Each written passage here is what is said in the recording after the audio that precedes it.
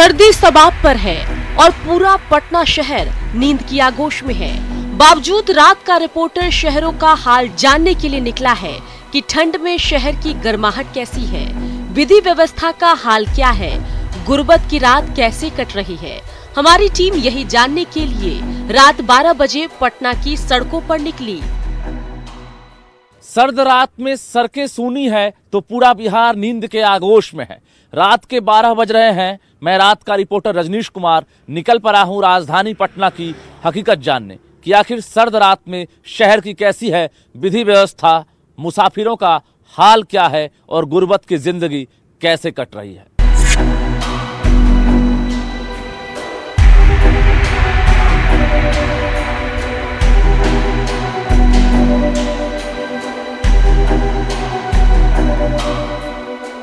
रात 12:15 बजे हमारी टीम सबसे पहले गर्दनीबाग फ्लाईओवर पर पहुंची, जहां पूरी तरह सन्नाटा पसरा था और मन में कई सवाल भी थे।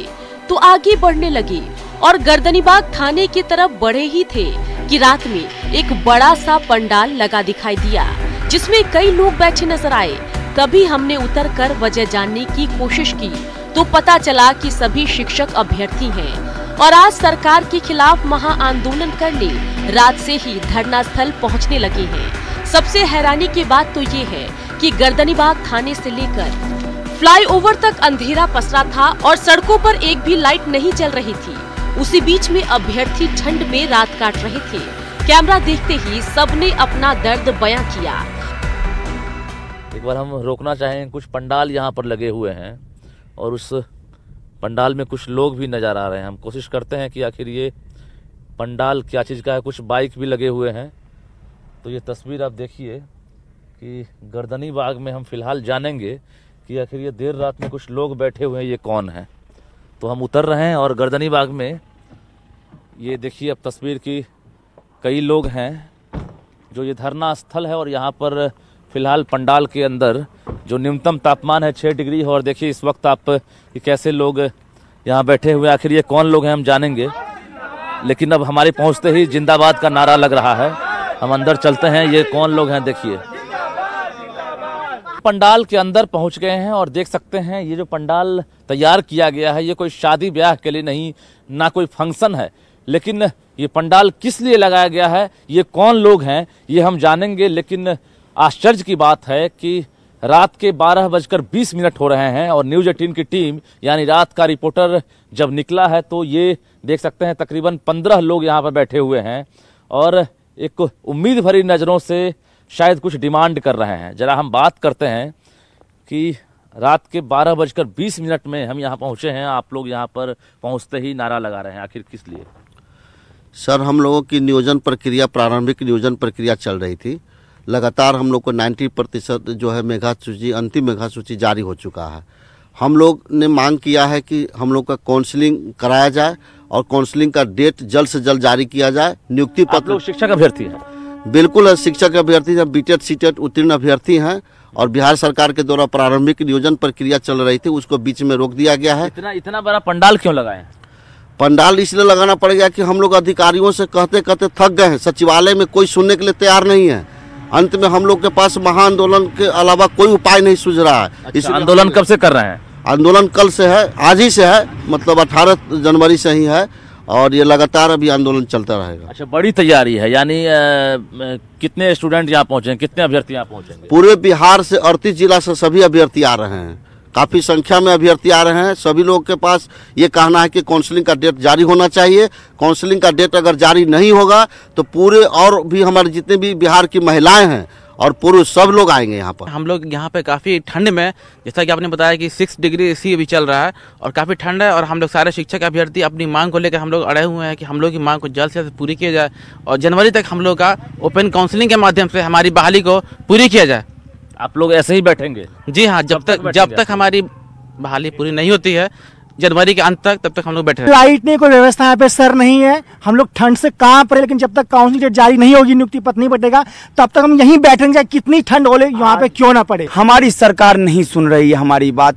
आप देख सकते हैं सर, इस तापमान में जब हम घर में सोए रहते हैं, बच्चों को स्कूल में अच्छा शिक्षा देकर घर में सोए रहते हैं, उस समय में हम अपने आंदोलन करने के लिए दरभंगा जिला से चल के हम आए। कब तक उम्मीद थी आपको कि हम शिक्षक बन जाएंगे?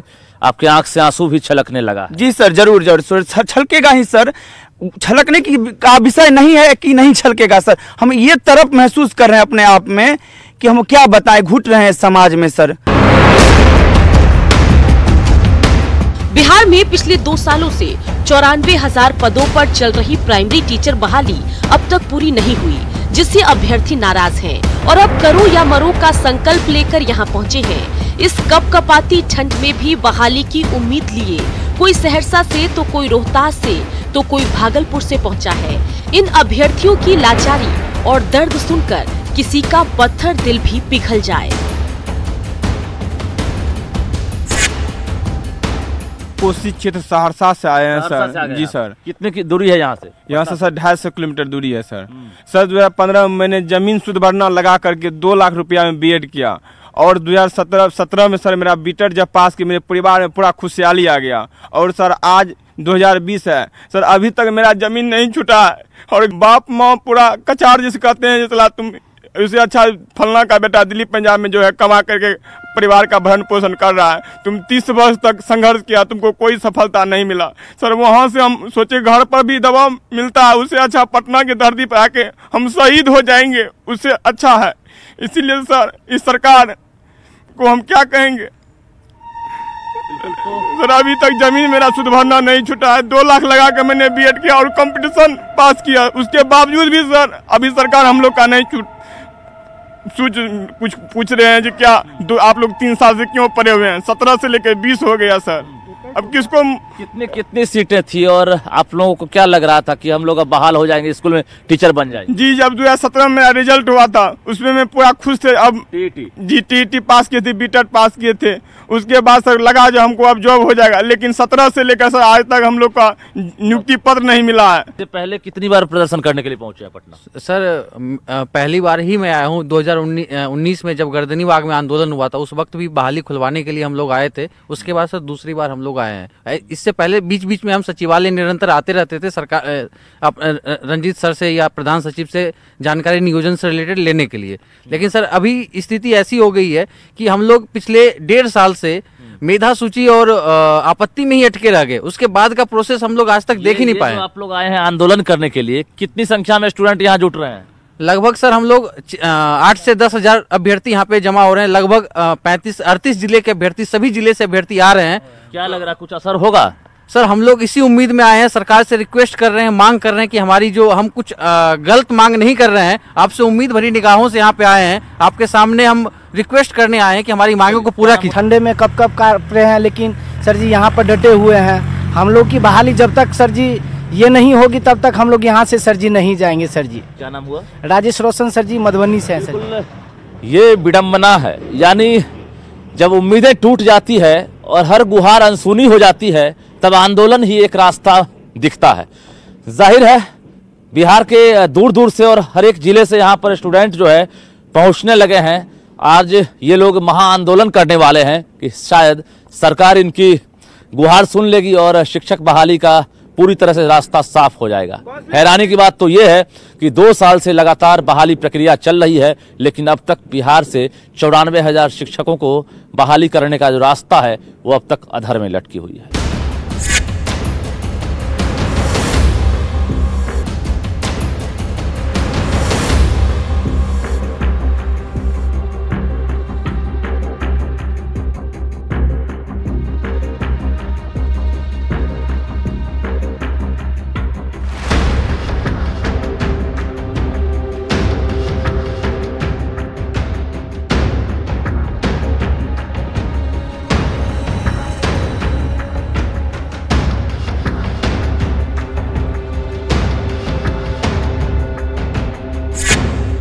शिक्षक अभ्यर्थियों का हाल जानने के बाद हम आगे बढ़े और पहुंच गए चितकोहरा पुल, लेकिन यहाँ भी तस्वीर हैरान करने वाली थी।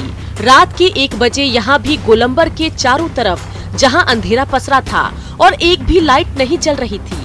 सुरक्षा कर्मी भी नदारद थे और पेट्रोलिंग की गाड़ी तो कहीं नजर नहीं आ रही थी।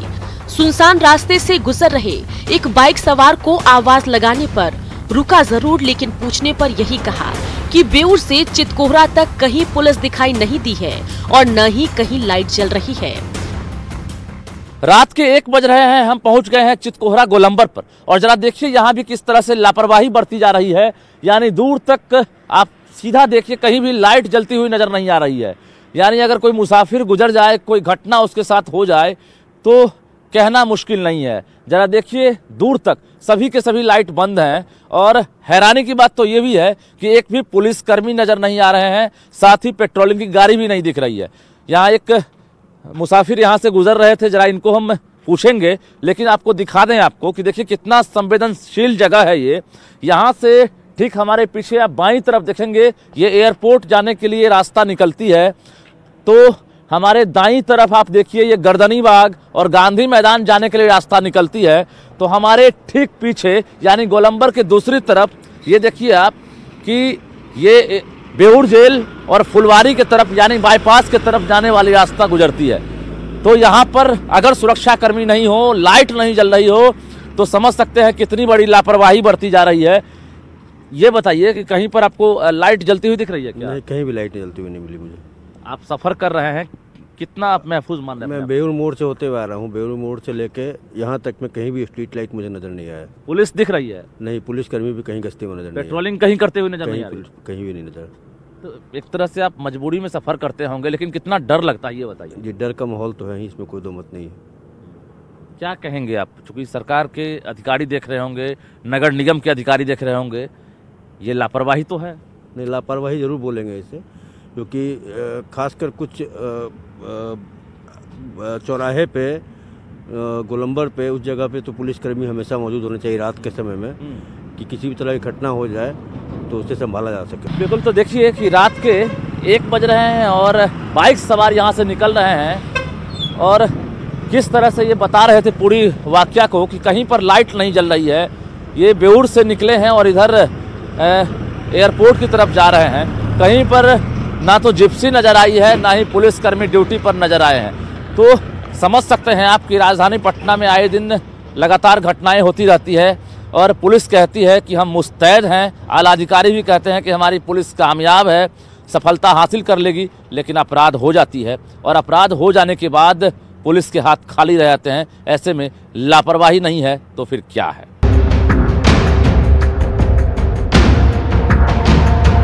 अब हम पहुंचे इनकम टैक्स चौराहा। रात के 1:30 बज चुके थे। यहाँ भी सड़कें सूनी थी तो पास में रिक्शा चालक अलाव जलाकर रात काट रहा था। ठंड काफी ज्यादा थी, ऐसे में रात का रिपोर्टर भी अलाव जलता देख उतर गया और शरीर को गर्म करने लगा। रिक्शा चालकों में कोई समस्तीपुर तो कोई बख्तियारपुर के थे। पूछने पर सबने यही कहा कि पूरी रात इसी तरह कटती है, क्योंकि सर छुपाने के लिए घर नहीं है और पेट का भी सवाल है। तस्वीरें बता रही है कि रात में राजधानी का क्या हाल है और कैसे गरीबों की रात गुर्बत में कट रही है। रात के 1:30 बजे हम इनकम टैक्स चौराहा पहुंचे हैं और यहाँ पर 2 रिक्शा चालक मिले हैं जो अलाव जलाकर शरीर को गर्म करने में लगे हुए हैं। तो हमें भी ठंड बर्दाश्त नहीं हुआ और हम भी यहाँ पर पहुँच गए हैं। देख सकते हैं कि हम भी इसी अलाव से शरीर को गर्म कर रहे हैं। न्यूनतम तापमान काफ़ी नीचे पहुँच गया है और जैसे जैसे रात बढ़ रही है वैसे वैसे ठंड बढ़ती जा रही है। जरा बात करते हैं। बाबा रिक्शा चलाते हैं? हाँ हाँ। अच्छा, पूरी रात ऐसे ही रहते हैं? हाँ हाँ। दिन भर की कैसे किसे अपना कहाँ मकान भेल? समस्तीपुर। समस्तीपुर? हाँ। अच्छा सर, कितने दिन से रिक्शा चलबै छी? बहुत दिन से चलाते हैं। बहुत दिन से? हाँ। तो दिन भर की करे छियै? दिन भर रिक्शा चलबै छियै? हाँ हाँ हाँ। और रात के अलाव कहाँ लकड़ी कहाँ सनै छियै? लकड़ी की कैसे किसे अपना अपने व्यवस्था के लिए? अपने व्यवस्था किए हैं अपना। तो रन बसेरा में नहीं छियै? ना ना। हम हमरा मकान पर बख्तियारपुर। बख्तियारपुर? हाँ। नया टोला माधोपुर रहते हैं ये पटना में। अपना लकड़ी चुन कर लाते हैं। दरअसल ठंडा का दिन है सर, हम लोग जला कर तापते हैं। हम लोग का बसेरा में पर रहते नहीं है। तो ये यही रिक्शा लगा लेते हैं आप लोग? सोते नहीं हैं? जी नहीं। रैन बसेरा सब बना हुआ है वहाँ पर, सरकार व्यवस्था की, उसमें नहीं जाते हैं आप लोग? नहीं सर, कोई फायदा नहीं सर। ओढ़ना बिछोना कमोल उमल तो सला है ही नहीं सर, तो क्या करेंगे सर? ठंडा में तो हम लोग को मरना तो नहीं सर, कि सला अपना हम लोग अपना आग भी सारा आग ढला करके रात भर सुबह तक गुजारा करते हैं सर। अच्छा, तो लकड़ी खत्म हो जाती है तो फिर क्या करते हैं? फिर अपना चुन चान कर लाएंगे सर, नहीं होगा तो सर सर अपना बस एक चादर मोड़ कर बैठे लेते हैं सर। ऐसे ही बैठे रहते हैं, सुबह होने का इंतजार करते हैं? अच्छा, तो रात में सवारी मिलता है आपको? हाँ, कभी कल मिल गया सर तो अपना कमा लिया सर। हम लोग का गरीब आदमी है सर, भाड़ा कम मिलता है। रिक्शा अपना नहीं है? नहीं, रिक्शा भाड़ा पर लाए हुए हैं। क्या आप भी नहीं सोते हैं रात में? रात में हम भी नहीं सोते हैं, ऐसे ही अलाव जलाकर? जी। ठंड बहुत है? जी बहुत ठंड है। हाँ बोलिए सर। बहुत ठंड है जी, इतना ठंड है जो गरीब लोग बेघर होके। और आप लोग को रैन बसेरा नहीं मिला? रैन बसेरा में कोई फायदा नहीं है गुरु। रैन बसेरा खाली सरकार बनाया है मगर सुरक्षा। तो ये सभी रिक्शा चालक हैं और समझ सकते हैं कि सर्द रात में किस तरह से गरीब रात काटते होंगे। यानी हर कोई यही सोच रहे होंगे कि इस रात की सुबह तो होगी। जरा देखिए, अब इनकम टैक्स चौराहा पर ट्रैफिक की रफ्तार थम गई है और एक ऑटो चालक भी हैं यहाँ पर, उनसे ही बात कर लेते हैं। आप भी सवारी का इंतजार कर रहे हैं? हाँ सर, जाएंगे जंक्शन, जाएंगे पटना जंक्शन जाएंगे। रात में निकलते हैं आप? अच्छा, 7 बजे निकलते हैं। रात में सवारी आपके ऑटो पर चढ़ जाते हैं, कोई दिक्कत तो नहीं होती? कोई दिक्कत नहीं होती सर। पूछताछ करते होंगे बहुत? पेट्रोलिंग पूछताछ करते हैं, देखो छोड़ देते हैं। लाइसेंस चाहिए, गाड़ी कागज चाहिए, उसके बाद कोई दिक्कत नहीं। पहले से कुछ चेंजिंग हुआ है क्या? पुलिस कुछ नहीं करती, कुछ नहीं। रात में निकलते हैं आप? इस रात की सुबह तो होगी, यही सोचकर गरीब जो है रात बिताते हैं। और ज़्यादातर रिक्शे चालक जो हैं, जो सर्द रात में किसी तरह से अलाव जलाकर सड़कों पर लकड़ी चुनकर शरीर को गर्म करने में लगे हुए हैं, क्योंकि सोने के लिए घर नहीं है। और जो रैन बसेरा बना है, अगर उसमें आराम करेंगे तो फिर सवारी छूट जाएगी। यही सोचकर उम्मीद भरी नज़रों से ग्राहकों का भी इंतजार करते हैं और अलाव जलाकर शरीर को भी गर्म करने में लगे रहते हैं।